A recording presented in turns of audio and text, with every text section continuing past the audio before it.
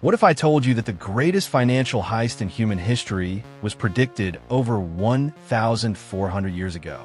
Most people think the Quran only talks about gold and silver, but there are specific verses that warn about a time when wealth becomes a mirage, something that looks like water from a distance, but when you reach it, you find nothing. Today, we're decoding the Quranic perspective on the US dollar and crypto. Is the digital gold rush a blessing? Or is it the Maysir the Quran warned us to stay away from? Let's uncover the hidden truth about the money in your pocket.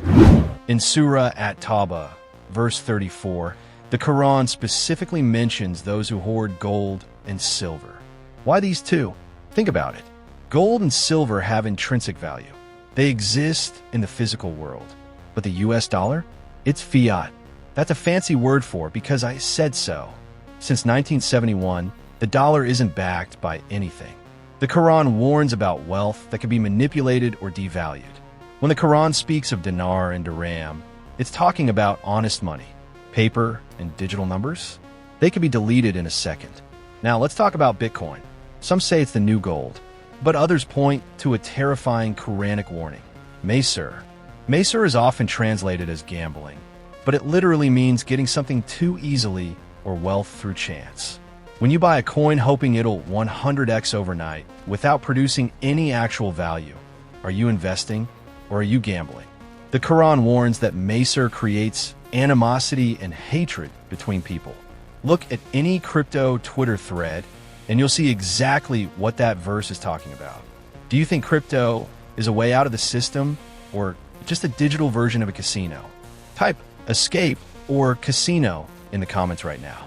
This is the heaviest warning in the entire Quran. Surah Al-Baqarah, verse 279.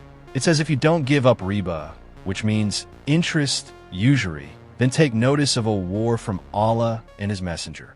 Here's the secret. The entire global financial system, the dollar, the loans, the credit cards, is built on Riba.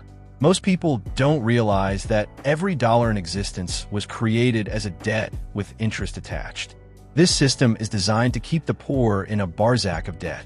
The Quran warns that Riba destroys the barakah, blessing, in wealth. That's why you can have a high salary today and still feel like you have no money. The blessing has been removed. There's a haunting verse in Surah An-Nur 39. It describes the deeds of those who disbelieve like a mirage in a desert. The thirsty one thinks it's water until he reaches it. This is the perfect description of a market bubble, whether it's the 2008 crash or shitcoin rug pull. It looks like wealth. It looks like life-changing money. But when the day of reckoning comes, it vanishes. The Quran is telling us, don't chase shadows. Invest in things that are real, ethical, and provide value to the world. Some scholars argue that we are entering an era of invisible money, where you will own nothing and be completely tracked. The Quran emphasizes al-adl, justice, in trade. If you can't see the money, if you don't control the money, and if the money can be switched off by a central authority, is that justice? The warning here is clear. Protect your family by moving toward halal wealth, tangible assets, land, gold, and ethical businesses. Look, the goal of this video isn't to make you panic. It's to make you aware. The Quran isn't just a book of rituals. It's a manual for survival. The financial system is shifting, and the warnings are there to help you navigate the storm. If you want to learn more about how to manage your wealth the halal way, or you want us to dive deeper into the end times economy, let me know. Hit that subscribe button to join our search for truth. Give this video a like if it made you think twice about the dollar in your wallet. Stay vigilant, stay blessed, and I'll see you in the next one.